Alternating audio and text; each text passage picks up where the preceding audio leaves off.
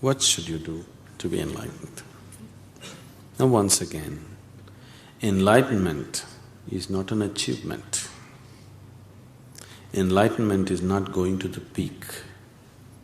Enlightenment is a homecoming. You come back to your original nature. Right now, you have identified yourself with many things that you are not, isn't it? Now, we were looking at this yesterday. What you call as my body is an accumulation that you slowly gathered, isn't it? When you were born, you were only so much, now you are so much. Why? You gathered your body slowly, accumulation. What you call as your mind is accumulation. Everything that you know around you is accumulation, isn't it? That means you are deeply, deeply identified with things that you are not.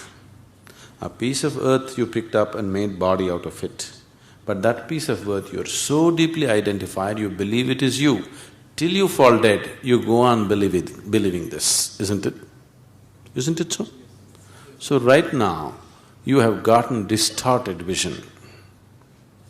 If you stop your distortions and come back to your original nature, that's enlightenment.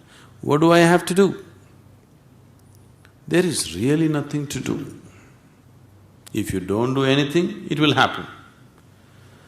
But right now you have gotten into a mental state that there is no way you can do nothing. All the time you are out doing something. You think if you don't do anything, something will happen. Yes, it will happen, something fantastic will happen, but you have not allowed yourself in that state for a moment. So, to bring you to that state where you can do nothing, we will have to make you do many things. Otherwise, you won't sit in one place, isn't it? If you simply sit here and don't do anything, either with your body or with your mind or with your emotions, the reality of the existence will burst forth within you, nobody to stop it. It is just that you are constantly on. You have become such a slave of your mind.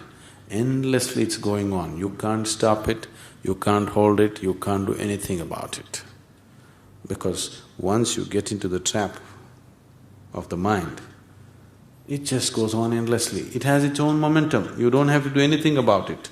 One day if you rev it up and leave it, it can go on for many years, picking up more and more momentum. It doesn't need your assistance anymore, isn't it so? Do you see this happening?